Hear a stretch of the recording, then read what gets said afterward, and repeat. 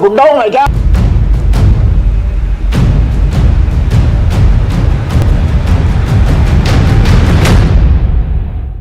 नमस्कार, बहुत बहुत स्वागत है आप सभी का। आपके साथ मैं हूं स्वप्निल।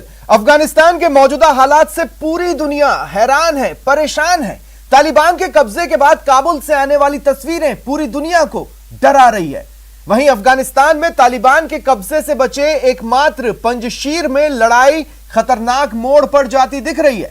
पंजशीर घाटी अफगानिस्तान के उन चंद इलाकों में है जहां अभी तालिबान का कब्जा नहीं हुआ है। पंजशीर से जुड़े सूत्रों ने दावा किया कि अंदराब में हुई लड़ाई में 300 से ज्यादा तालिबानी मारे गए हैं। हालांकि तालिबानियों ने इस दावे को खारिज किया।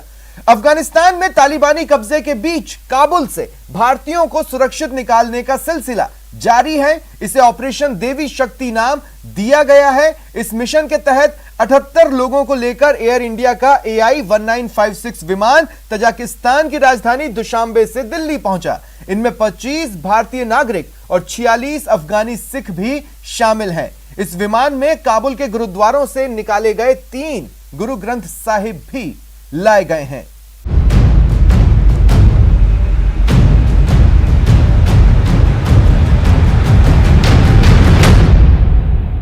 जिस तालिबान ने अफगानिस्तान के 33 प्रांतों पर आसानी से कब्जा जमा लिया, उन्हीं तालिबानियों को पंजशीर में दाखिल होने के लिए लोहे के चने चबाने पड़ रहे हैं।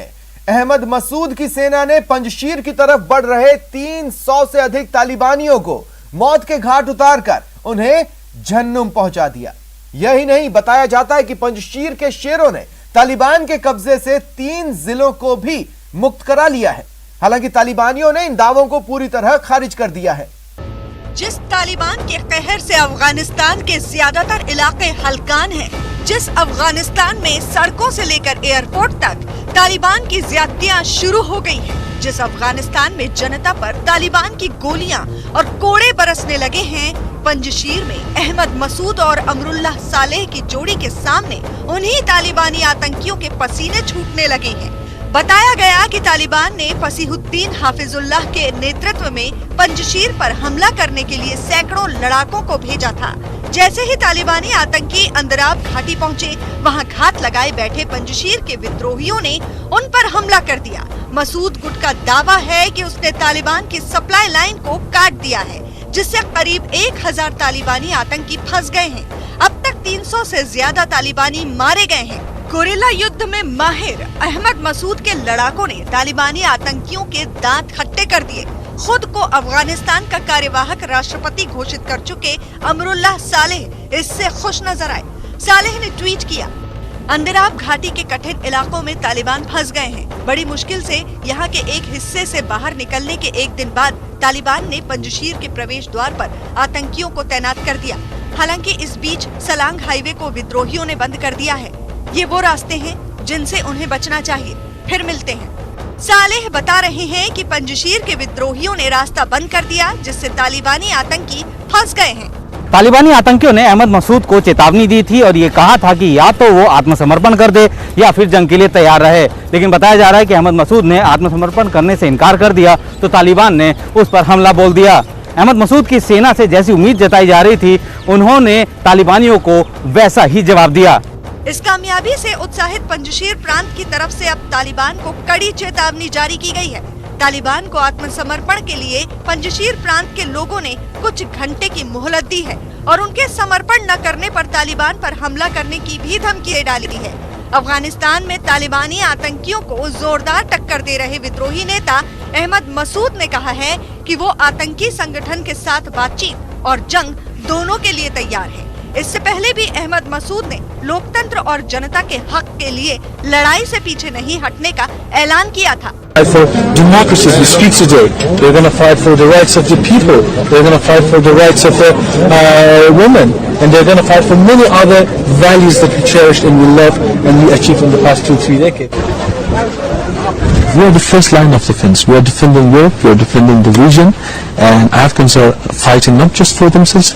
पंजशीर में अहमद मसूद ने करीब 9000 विद्रोही सैनिकों को जमा किया है। मसूद के लड़ाकों के पास हमवी जैसी गाड़ियां भी हैं। इस बीच खबरें ये भी हैं कि बीती रात तालिबान और पंजशीर विद्रोहियों के बीच किसी तरह की झड़प नहीं हुई। विद्रोहियों के कमांडर पीर मोहम्मद खाकसार और गुल हैदर खान घाटी में मौजूद हैं। इस बीच कुंदुज में तालिबान के गवर्नर और बगलान में तालिबान के डिप्टी गवर्नर ने हथियार के साथ सरेंडर कर दिया है। पंजशीर प्रांत के ट्वीट के मुताबिक दोनों ने बगलान प्रांत में सरेंडर किया। बानो के पूर्व पुलिस प्रमुख अब्दुल्ला ने कहा कि ऊपर वाले और मुजाहिदीन के समर्थन से उन्होंने तालिबान के कब्जे से 3 जिलों को मुक्त करा लिया है। तालिबान की बढ़ती ताकत के बीच पंजशीर घाटी से आ रही ये खबरें विद्रोहियों और मसूद सालेह समर्थकों का उत्साह बढ़ाने वाली हैं। पंजशीर के लड़ाकों ने उत्साहित होकर एक ट्वीट भी किया है, जिसमें तालिबान से आजादी का संकल्प तो है ही, साथ ही दुनिया के लोगों से उन्हें जवाब में कमेंट कर समर्थन जताने की अपील की गई है, जिसमें जगह और वक्त का भी जिक्र हो, ताकि ये पता चल सके कि कौन कहां से उनके साथ खड़ा है। यही नहीं, टैंकों और अहमद मसूद की तस्वीरों के साथ लड़ाकों की तस्वीरें फिर से इतिहास बनाने के संकल्प के साथ ट्वीट की जा रही हैं। किसी भी सूरत में वो तालिबान के सामने झुकने वाले नहीं। मसूद की सेना के इन दावों के बीच तालिबान के प्रवक्ता ज़ैबुल्लाह ने विद्रोहियों पर कई जिलों को बर्बाद करने का आरोप लगाया और दावा किया कि तालिबान के आतंकी पंजशीर के लड़ाकों की घेराबंदी कर रहे हैं। उन्होंने इस मसले का शांतिपूर्ण समाधान की मंशा भी जाहिर की। जब से तालिबानियों ने अफगानिस्तान पर कब्जा किया है, भारत सरकार की चिंताएं बढ़ गई हैं। भारत को यह लग रहा है कि ताकतवर होते तालिबान का साया कहीं हिंदुस्तान के आसपास न पहुंच जाए।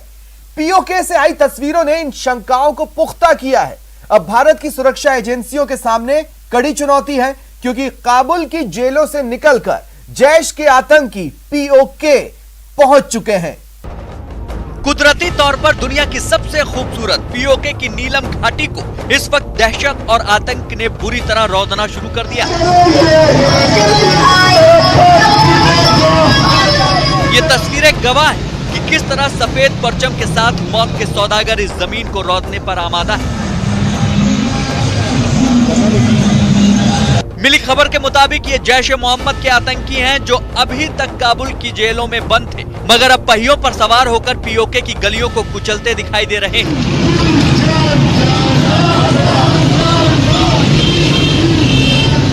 ये वो आतंकी हैं जिनका जहन और जज्बात पूरी तरह से जहरीला हो चुका है। चलो भाई ये वो आतंकी हैं जिनके लिए दहशत ही उनका मजहब बन चुका है।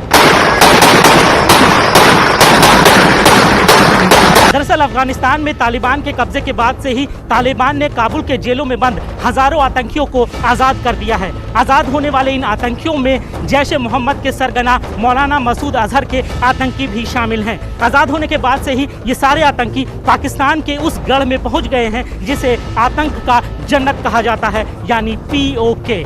न्यूज 18 के आदित्य राज कौल की रिपोर्ट के मुताबिक काबुल को अपने कब्जे में करने के बाद तालिबान ने जो सबसे खतरनाक काम सबसे पहले किया, वो था वहां की जेलों में बंद आतंकियों को छोड़ने का।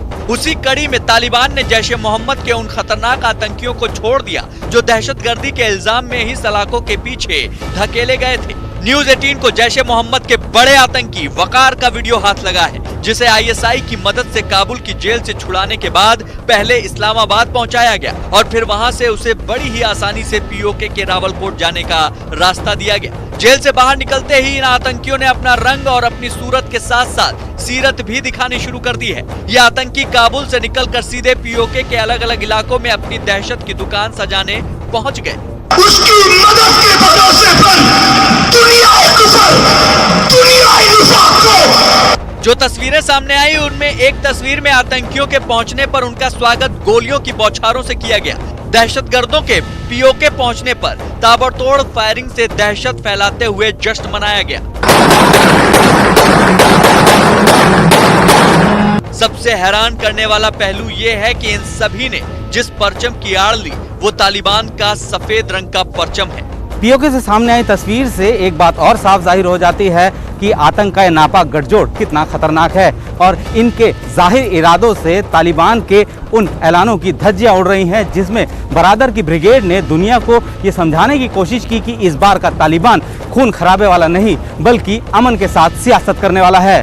जैश ए मोहम्मद का पाकिस्तान की हुकूमत और ISI से गठजोड़ बहुत पुराना है। शायद इसीलिए काबुल की हद से बाहर निकले जैश के आतंकी ने सीधा रुख POK के उस इलाके का किया जिसे पाकिस्तान ने आतंकियों की पनाहगाह के तौर पर बना रखा है। ये बात किसी से नहीं छिपी कि POK के कई हिस्सों में पाकिस्तान की सरपरस्ती में सांस लेने वाले आतंकी संगठनों के लॉन्चिंग पैड हैं, जो वक्त वक्त पर हिंदुस्तान के सुरक्षा बल के लिए दुश्वारियां खड़ी करते रहते हैं। जाहिर है ये तस्वीर भी कुछ ऐसे ही आने वाले वक्त की आहट दे रही है। इन तस्वीरों की गवाही से पाकिस्तान का निजाम एक बार फिर बुरी तरह बेनकाब हो जाता है, क्योंकि POK की गलियों में दहशत का शोर मचाते घूम रहे ये आतंकी पाकिस्तान की खुफिया एजेंसी ISI की मदद से ही यहाँ तक पहुँचे हैं और अब यहाँ पहुँचने के बाद इन्हें इनके अगले मिशन तक रवाना किया जाएगा। सारा अफगानिस्तान काबुल एयरपोर्ट पर सिमटता दिखाई दे रहा है। सभी लोग मौत बांटते तालिबानियों के चंगुल से दूर निकल जाना चाहते हैं। एयरपोर्ट पर जमा लोग दूसरे मुल्कों में जाने के लिए बेकाबू हो जाते हैं। ऐसे में काबुल के इंटरनेशनल एयरपोर्ट पर तालिबानी बंदूकें गरजने लगती हैं और लोगों की चीख पुकार शुरू हो जाती है। काबुल के इंटरनेशनल एयरपोर्ट के बाहर का मंजर वहां फैल चुकी दहशत और अफरा तफरी का साक्षात चश्मदीद है। जहां तक नजर जाती है सिर्फ सिर ही सिर नजर आते हैं। दिन हो, रात हो, सुबह हो या शाम, बीते एक हफ्ते से बस यही आलम है कि शहर के तमाम रास्तों की मंजिल यही काबुल एयरपोर्ट बन चुका है। हर कदम उम्मीदों का बोझ सिर पर उठाए इस काबुल एयरपोर्ट का रुख कर रहे हैं, क्योंकि काबुल शहर में दहशत का राज कायम हो चुका है और वो दहशत है तालिबान की। काबुल एयरपोर्ट पर सोमवार की सुबह फायरिंग हो गई, जिसने यहाँ फैली दहशत को कई गुना बढ़ा दिया। ब्रिटिश रक्षा मंत्रालय के मुताबिक यहाँ हालात बेहद चुनौतीपूर्ण हो गए हैं। हम सभी बहुत संभल कर और सुरक्षित तरीके से हालात को संभालने की हर मुमकिन कोशिश कर रहे हैं। तालिबान के कब्जे में आने के बाद से ही हर कोई जुल्म के खौफ के साए में है, लिहाजा किसी भी सूरत में अफगानिस्तान से निकलना चाहता है। लोगों का ये डर और कोशिश उन्हें हवाई अड्डे तक खींच लाती है, जिससे हालात बेकाबू हो रहे हैं। जर्मनी सेना के ट्विटर के हवाले से ये बात सामने आई तो सारी दुनिया में दहशत फैल गई। इस ट्विटर में बताया गया कि काबुल एयरपोर्ट के नॉर्थ गेट के बाहर अज्ञात हमलावरों और अफगान गार्ड्स के बीच सुबह 4:13 पर फायरिंग हुई, जिसमें एक अफगान गार्ड की मौत हो गई जबकि 3 अन्य घायल हो गए। इस संघर्ष में अमेरिकी और जर्मनी सैनिक भी शामिल हो गए। इसमें जर्मनी का कोई सैनिक घायल नहीं हुआ। हालांकि ये बात अभी तक पता नहीं चल सकी है कि हमलावर कौन थे। गौर करने वाला पहलू यही है कि अफगानिस्तान में खुले आम बंदूक के दम पर अपनी दहशत फैला रहे तालिबान ने काबुल हवाई अड्डे के बाहरी इलाकों में एक बार फिर नाटो या अफगान जवानों पर गोलाबारी नहीं की है, मगर हालात यकीनी तौर पर बेकाबू नजर आ रहे हैं और कभी भी किसी बड़े हादसे या संघर्ष की खबर दुनिया को दहला सकती है। बता दें कि अफगानिस्तान संकट के बीच काबुल में सरकारी और निजी दफ्तर पूरी तरह से बंद है। तालिबान के कब्जे के बाद से हफ्ते भर से तमाम सरकारी दफ्तरों पर ताला लटक रहा है और इसी बंदी ने भी लोगों के सामने मुश्किलें कर दी हैं। उधर अमेरिका पिछले से एक ही राग अलाप रहा है। अफगानिस्तान में तालिबान के बढ़ते असर के बीच अमेरिका दुनिया के सामने आकर अपने फैसले को सही ठहराने की जुगत में लगा हुआ है। I will tell them that we'll see what we can do. Look, we are working closely with the G7. I've spoken with most of the leaders of G7. I'll be doing a conference with them, I think Tuesday. I'm not certain, and we'll have that discussion. But we already have helped get out diplomats from other countries. We've already helped get out citizens from other countries, and we'll continue to do that. दरअसल अफगानिस्तान में अमेरिकी बलों की वापसी के फैसले के कारण बाइडेन प्रशासन की पूरी दुनिया में आलोचना हो रही है, क्योंकि अमेरिकी सेना के बोरिया बिस्तर समेटने के बाद ही तालिबान ने अफगानिस्तान पर कब्जा कर लिया है, जिससे काबुल इस वक्त खून के आंसू रो रहा है। अमेरिकी सेना और अमेरिकी नागरिकों पर हमले के खतरों की आशंका के मद्देनजर अमेरिकी सेना अपने नागरिकों को काबुल एयरपोर्ट तक लाने के लिए नए तरीके खोज रही है। अफगानिस्तान संकट के बीच अमेरिका की सेना को वहां पर काबुल एयरपोर्ट पर ISIS के हमले का डर सता रहा है। बीते शनिवार को इस सिलसिले में BBC ने एक सुरक्षा इनपुट के हवाले से कहा था कि एयरपोर्ट के गेट्स के बाहर अमेरिकी नागरिकों को खतरा है, लिहाजा वहां न जाने की सलाह दी गई है। अमेरिकी दूतावास ने शनिवार को अपने नागरिकों के लिए एक चेतावनी जारी करते हुए नागरिकों से कहा कि वे काबुल हवाई अड्डे के दरवाजों पर सुरक्षा खतरों के मद्देनजर अमेरिकी नागरिकों, खास तौर पर सरकार से जुड़े लोग बिना किसी निर्देश और इजाजत के वहां न जाएं। अमेरिका और उसके अधिकारी इस कदर डरे हुए हैं कि ISIS से जुड़े खतरे की बात तो करते हैं, लेकिन उसके बारे में खुलकर बोलने से कतरा रहे हैं। बहरहाल बीते एक हफ्ते के दौरान काबुल एयरपोर्ट पर कई बार भगदड़ और गोलाबारी की घटनाएं हो चुकी हैं, जिसमें 7 अफगान सैनिकों और नागरिक मारे जा चुके हैं, जबकि 1 दर्जन से ज्यादा जख्मी हुए हैं। लेकिन फिलहाल तो हालात बेहद खराब हैं। अफगानिस्तान पर तालिबानी कब्जे के बीच काबुल से भारतीयों को निकालने का सिलसिला जारी है। 78 लोगों को लेकर एयर इंडिया का एक और विमान तजाकिस्तान की राजधानी दुशांबे से दिल्ली पहुंचा। इनमें 25 भारतीय हैं। इस विमान में काबुल के गुरुद्वारों से निकाले गए 3 गुरु ग्रंथ साहिब भी लाए गए हैं। अफगानिस्तान से लौटे लोगों के दिलों में ऐसा खौफ भरा हुआ है कि वो चाहकर भी उसे नहीं भुला पा रहे। देश दूसरा माँ है या देश असली माँ है हर इंसान की। आज वो महसूस कर सकती हूँ कि मैं अपनी माँ की गोद से दूर गई हूँ।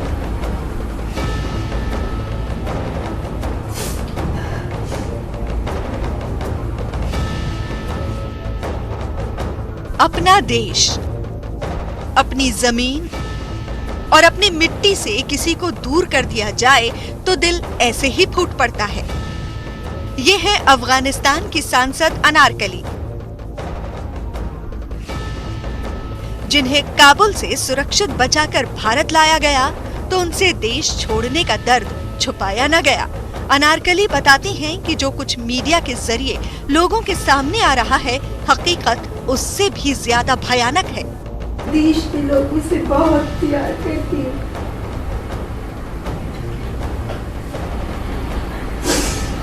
लेकिन आज मेरे दूसरा दिन है जो निर्दोष देश छोड़ करके आई हूँ। हमें ये आसान नहीं है। भारत की आजाद हवा और सुरक्षित जमीन पर जब अफगानिस्तान के सांसद नरेंद्र सिंह खालसा के कदम पड़े तो अपने देश को बदहाल छोड़ देने का गम आंखों से झलक आया।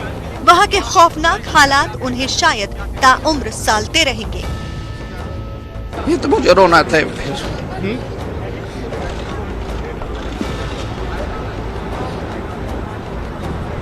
सर आप जाएंगे अपने घर, आप चिंता मत करिए, आप जाएंगे, ऐसा आप रोइए मत